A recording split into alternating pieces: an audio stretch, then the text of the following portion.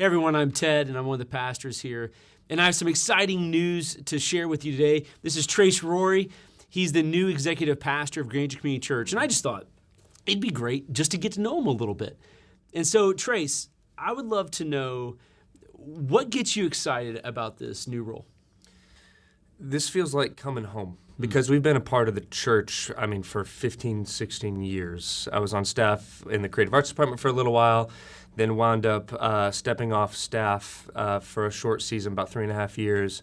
Went to work for an organization in our community, and now I'm back. And what excites me about it, I just love this team and this church so much. I've always just wanted to be a person that serves wherever I'm at. And for this season, with you stepping into this role, what really kind of sold me on just stepping back in this capacity is the vision that you have, the vision that God's given you for where we're going, where we're headed. And then there's the reality. And then where I think I can be helpful is coming in and bridging that gap, right, between what the vision and what the reality is with the strategy, making sure that our staff team, our volunteers, our people are all put in positions of strength that fit their shape, right, to continue to drive towards this vision strategically.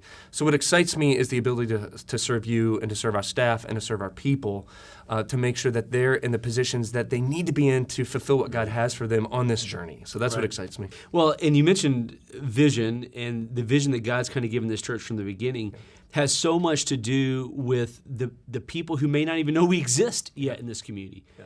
And you mentioned you spent some time off of staff. Yeah. So what have you learned in those years previously on staff and the time that you spent off staff in the marketplace that really you can bring into this role? Because again, so much of our vision is about hundreds of thousands of people in this community that don't yet know that they matter to God and don't know how much God loves them. So what has your experience taught you?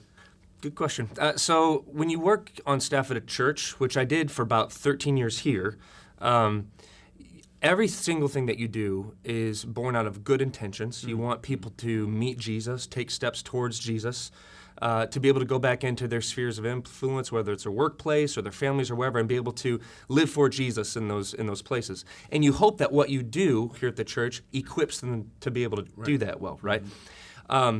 So what I learned stepping off staff and getting into the marketplace, just actually living and breathing and working with the people that actually attend our weekend services, attend our discipleship classes, that are invested and involved here, is I then got to live and work with those people on the Monday that they would come back into work and get to see in real time what are the things that we're doing as a church that is helpful, that's impactful, that they're able to take from church, right, back into their spheres of influence, and what are the things that maybe we could do better, right, as a church that allows somebody to go back into their world living for Jesus with a lot of practicality, right? Like, how do I actually apply this thing and live this thing? So, because I would be involved with those conversations on Monday with people who would go to church or check out church or maybe are kicking the tires of faith, and I'm sitting with them in their office or a break room, right? Or at a coffee shop, and I'm actually getting to live and experience life with these people. So I feel like that's what I'll be able to bring back into this role because I've lived and operated in both worlds now, right? And admittedly, church world can be a bit of a bubble if you allow it to be, right? So we have to continue to seek ways to not allow ourselves to just be contained within the bubble and get outside of that bubble, which I know you're passionate about, we're passionate about, that's part of our vision. How are we actually connecting with people that are just outside of this world, right? That are just kicking the tires of faith, that don't know Jesus yet, right? That's so important because when you look at the life of Jesus, he taught in some synagogues, he taught in the temple, but so much of his time was spent walking just the roads of towns, in between towns, talking to people, talking in this field, preaching here, healing over here. And so it is this opportunity to have two worlds, not be two worlds, but one world, that people can actually be one person wherever they are. Now, you've been on staff here, you've been in the marketplace, but this is not the only role that you carry in your life. Right. You're also a husband and a father. So just share a little bit about your family. Yeah, so my wife Stephanie and I have been married over 13 years, going on 14. We got married here. Right? We met in college, Bethel College. We've got 3 amazing kids, Addison, Caden, Evelyn. They're 8, 6, and 4. Every single one of them was born in December. Awesome. we did not plan that very well. But for us, that winds up being every single December. It winds up being this season of celebration the entire month, culminating in Christmas, right? So that's our family, and man, family for me is the pinnacle role for me, being a husband, being a dad. There's nothing more challenging and more rewarding and more fulfilling to me than serving in those roles as best I can. Yeah. Well, I love that you take it so seriously, not in like seriously, but as a priority, because it absolutely is critical. As our founding pastor, Mark Beeson, has said from time to time, the light that shines the farthest shines the brightest at home. Yeah. And so that's just so critically important. Yeah, to that point, too, stepping into this role, this wasn't just me deciding to step into this role. This was an us decision, right? And even with our kids, now they're pretty young, but even kind of bouncing questions off them in a way that's helpful to them as we entered into this new season, because this is a decision that impacts the entire family, just like every decision we make impacts the entire family. So we wanted to make sure this was us stepping into this thing united, and we are. Oh, it's so exciting. So one of the other decisions that you've made, I know Steph's made too, but that you've made earlier on in your life was this decision to follow Jesus. Yeah. And so I know we don't have time to unpack the whole story. He'll probably have some other time to do this, but why don't you share a little bit about your faith journey? Yeah. So I grew up in a very Christian home. Like your faith and Jesus and the Bible was just a regular part of life. I didn't know anything different. In fact, my family and I traveled around as a gospel singing group to like churches and campgrounds. So it was just a thing that we did. It was a very normal part of my life. As I started to mature, grow and develop, especially late high school, college especially, realizing that this faith thing, this can't be a thing that I do because my parents did it, because the people around me do it. I had to figure this thing out for myself. Like, who is Jesus for me? Who is Jesus to me? So I started to embark upon that journey of what is my faith? And through a handful of circumstances, both remarkable and some incredibly challenging, which still happens to this day, right? Like, this wasn't like hey, I met Jesus and now everything's great, right?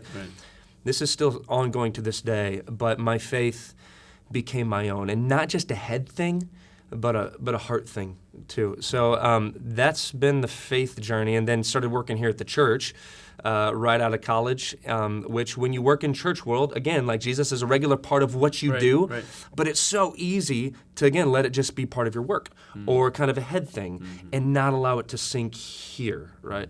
So that's probably been the most pivotal part of my faith journey, which is allowing it to sink here. Not just a thing we do, but it's who you are too. It's a part of who you are. So that's in short. No, that's great. Yeah. It's great. Now we are in, well, how would I say this? We are in some interesting times in our culture, in our country, honestly, in our world. There have been issues that have been hidden, I think, for a lot of years, whether it's racism, whether it's certain areas of fear and mental health, whether it is the pandemic. Of course, we have tensions politically that are only going to be increasing most likely. With all that in mind, Jesus continues to have this promise that he's going to grow the church and that the church is going to play a pivotal role in communities. And so, I mean, what do you think? I know we've talked about this a little bit. What do you think part of the role is of the church in our community? Yeah. I think one of the main things that the season we're in, with everything that you mentioned, has highlighted for so many people, which we've known this for a while in the church, but what it's highlighted for so many people is that the things that we may have found our stability in, our certainty in, are shaken. Now, maybe assumptions we made about where we're at as a society, where we're at as a culture, and we're realizing, maybe we're not as far along as we thought we were. Maybe this foundation isn't as strong as we thought it was. The role the church plays in that, I think followers of Jesus, is to show that, no, there is something foundational. There is something solid and certain in seasons of uncertainty and unpredictability.